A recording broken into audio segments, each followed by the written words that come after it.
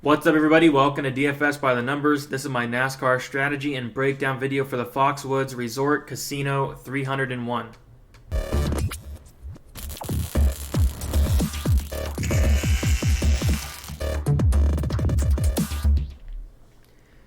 What's up, guys? Welcome back to another NASCAR breakdown and strategy video. This time we are breaking down New Hampshire. It's a short track. We have 301 laps to lead here, so dominators are going to be important. I'm going to quickly run through this. And if you guys have any questions, you guys can always follow me on Twitter, DFS_numbers. Follow me on there. My DMs are always open for any questions. Of course, Patreon is a great time to sign up now, the beginning of the month. Lots of good stuff going on there. You get this whole model here with all the stats you really need to see, who has had success at the tracks and whatnot. You get my targets page, my projections, my rankings, example cash lineup percentages, and a lot more that goes into that as well. $5 a month. I try to make it the best price possible for you guys and, give the best content possible for you guys as well. But with that said, we're going to dive into this video here. And by the way, thank you guys for 5,000 subscribers. Really means a ton. I need to start setting better goals. I keep reaching these goals too quickly, so I need to set better ones. So thank you guys for that. It couldn't be possible without you guys. And with that said, going over the key here. Core is in green as always. GBP is in yellow. Red is fade, and punt is orange. So quickly here. Kevin Harvick, he's starting 7th. I think he's a great play. He has won here twice in his last 4 races. His best finish being first, obviously. His worst finish being 36th, where he did not finish that race. He does have 3 top 5s in his last 4 races as well. And Kevin Harvick is someone who has been absolutely fantastic this year. Just looking at his current form in his last 6 races. Average finish at 2.83 in his last 6 races with 2 wins, 6 top 5s. He has not finished outside of the top 5. Driver rating of 117.3 on average in those 6 races. I think he's a fantastic play. Starting 7th, you're going to get some place differential there. It would not be surprised at all if he was able to go out there and dominate some laps. He has led 759 laps in his career, which is the second most on the slate, right behind Kyle Busch. And he does have 4 wins as well at this track in his career in 36 races, which is the first best on the slate there as well with 12 top 5s, which is first best on the slate. So he's really good here. I think he looks like a very good play on paper. Of course, he did have pole in his last race, was not able to lead laps, but I think he'll be fine here. He's been fantastic all year, and this is a track he should really succeed at, so he is one of my core plays. Ryan Blaney, 11,100. I really do miss the days when Ryan Blaney was in the 8,000s, even the 9,000s, but now he's 11,100. Not too much interest here. I know he's starting 12th, but don't really see him going up there and dominating laps. He has not led 1 lap in all 7 of his races here in his career. Maybe he does get a top 10, but at 11,100, we want dominator points and don't really see that from Blaney this week. But I do see dominator points from Truex here. He has led 332 laps in his last 4 races, which is the second best on the slate. And then in his career, Martin Truex Jr. has led 744 laps at this track as well. The thing is, Truex has not had a win here in 26 races, so that's a little concerning. He does have 3 top 5s in his last 4 races here with an average finish of 4.5 in his last 4 races as well.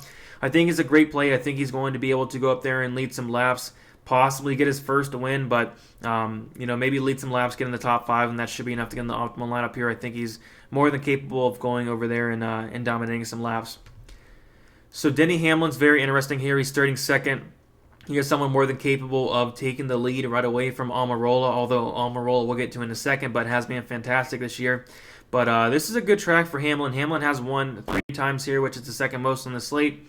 Does have 10 top 5s. He has led 662 laps here in his career. In the past 4 races, Hamlin has led 167 laps in his career with an average finish of 7, and he did win here. So I do like Hamlin as a GPP play. I think he's definitely in play if he takes the lead right away from Almirola, or after the competition caution, he's able to take the lead from Almirola after then. So I do think he's in play, and I think he's more than capable for either winning this race towards the end, getting up there towards the end, or even taking the lead early. So I don't mind Hamlin looking at his current form here. He does have 2 wins in his last 6 races. It's been fantastic this year. Driver rating of 111.6. Price is pretty decent at 10,400, so I do like Hamlin as a GPP play.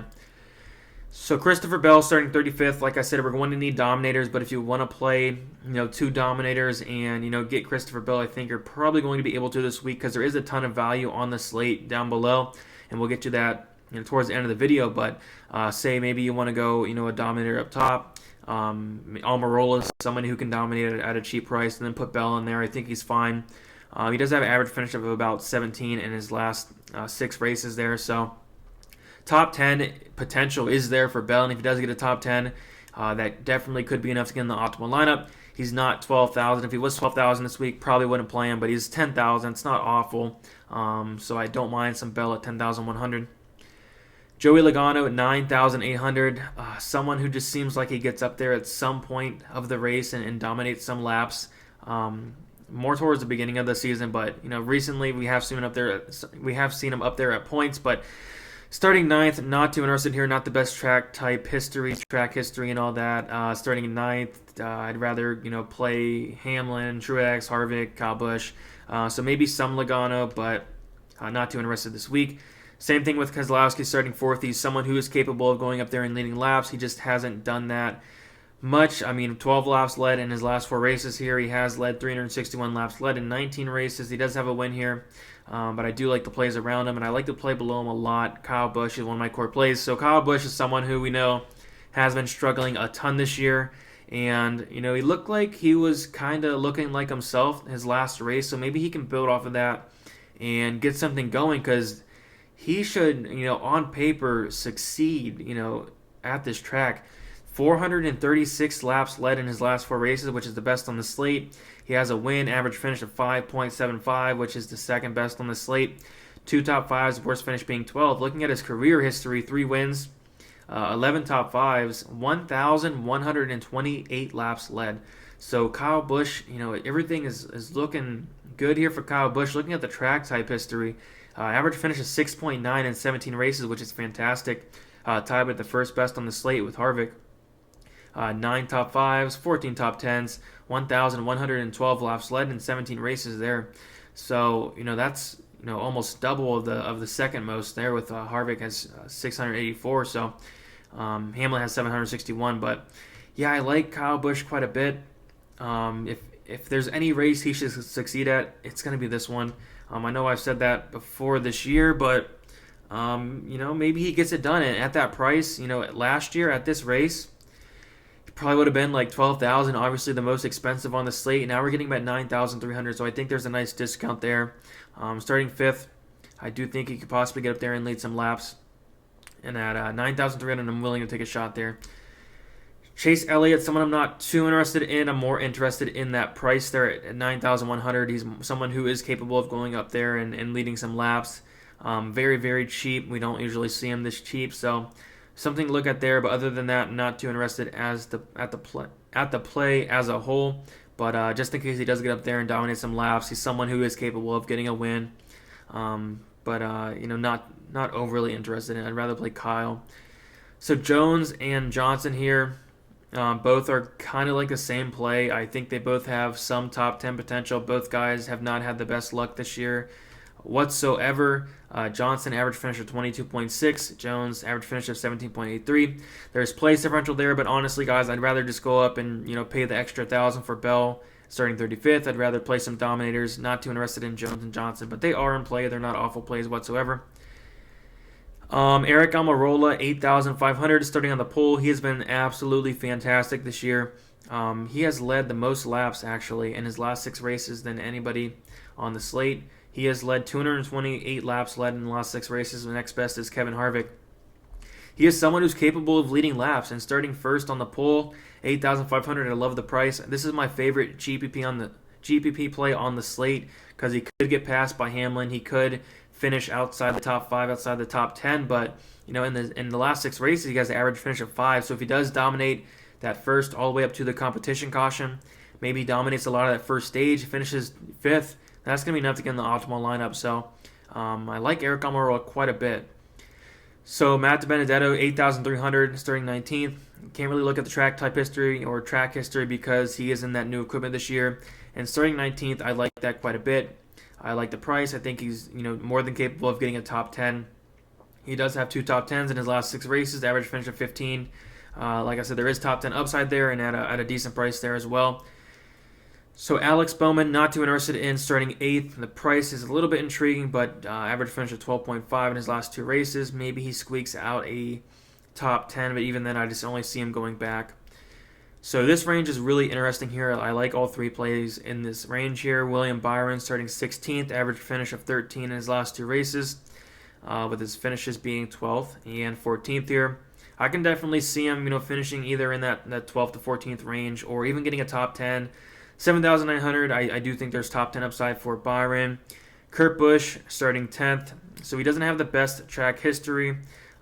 His worst finish being 37th, where he did not finish that race, but he did finish 8th and does have 2 top 10s in his last 4 races.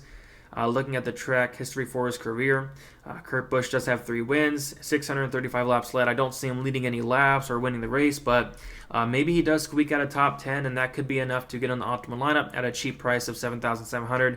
Way too cheap for Kurt Busch there. Matt Kenseth, looking at his track history, he's obviously, it looks like a fantastic play, but that was in different equipment. He's now in Kyle Larson's car, which is very good equipment as well. And he's someone who has not been the greatest this year. He did finish second a couple races ago, and I do think that was at a short track as well, so that's interesting to note there. Current form, Matt Kenseth is finally, doing a little bit better. Average finish of 14. Starting 21st, very cheap price. There's upside there. I do like it a lot this week. The only thing is I think he's going to be a lot higher owned than I'd want him to be. Probably the low 20s. I think people are definitely going to catch on this week that Kenseth is a good play. Reddick starting 13th. I don't hate it. It's just I like the plays above him a little bit more. He's been pretty decent this year, and I do like that price. Current form, average finish of 16.3. The thing is, he's starting a little bit too close up to the front for my liking, but I wouldn't be surprised at all if he get a top 10. Austin Dillon starting 23rd. Have been playing a ton of him at these 1.5 mile tracks. This is a short track. Not too interested here. 7,400 starting 23rd. Maybe he moves up a little bit, but other than that, not too interested. Clint Boyer starting 6th. 7,200 is very, very cheap for Clint Boyer. The problem is he is starting way too close up to the front. Not the best track type history or track history in general. Average finish is 17.25 in 4 races. Not too interested there. John Hunter Nemechek starting 36th. I like where he's starting. I just don't like that price. I think he's a little bit overpriced there. I guess he's in play. Maybe he squeezes a top 20 out. His average finish in his last 6 races is about 22, but I just think he's a little bit too overpriced this week. So Ricky Stenhouse Jr. Starting 31st. There's upside here. It's really hard to trust a guy like Ricky Stenhouse Jr., and there's someone else we'll get to that we can't really trust in a second. But Stenhouse average finish at 29.17. Wouldn't be surprised at all if he did wreck this week or had a bad finish, but just really hard to ignore that place differential there with Stenhouse starting 31st, and he's so cheap. So maybe he does get it together and gets a top 20. He does have 2 top 20s in his last 4 races, his best finish being 14th, and he didn't finish one of those races where he finished 36th. Average finish in his career of 22. So maybe he does get a top 20, and that could be enough to get on the optimal lineup. Probably going to be lowish owned this week as well, Stenhouse. Cole Custer, 6,700. The price is intriguing, starting 14th. Would like him to be starting back a little bit more. Don't hate it, but I do like Ryan Newman quite a bit as a core play. Average finish of 13.25 in his last 4 races here.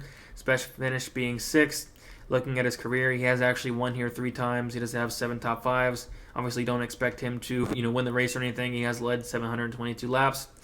Looking at the current form here, Ryan Newman average finish of about 20.83. So I do think a top 20 is definitely on the table, and even a top 10 upside could be there as well at a very good price. So I do like Ryan Newman quite a bit. Bubba Wallace, 6,500, starting 15th, just starting too close up front for me, and same with Michael McDowell. Corey LaJoie is a fine play, just don't see him taking down a tournament. Maybe he finishes like 26th, 27th. That's not going to be enough to win a tournament there. Buescher starting 24th. Don't hate it. 6,100 is not bad. He just has not had the most success at this track in his career. Best finish being 15th. I mean, it's not an awful play, but I do like some of the guys below him a little bit more. Daniel Suarez is probably my favorite punt, believe it or not, on the slate this week. 5,900. He's no longer in the 8,000s. He's no longer in the 7,000s. We can finally play him. He's starting 37th, so there is going to be plays every night. So I love this play for cash.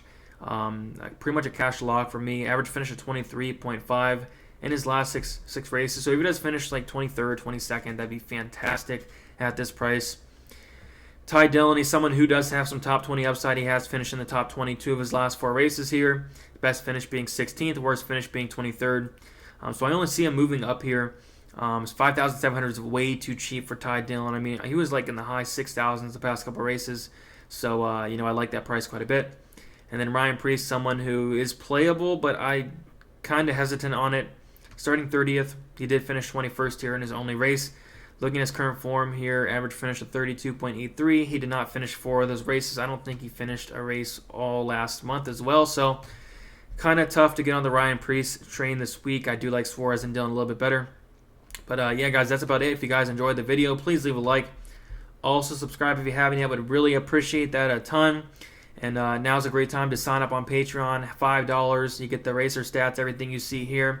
You get the targets, the projections, the rankings, the example cash lineup, the lineup percentages, and all that and more.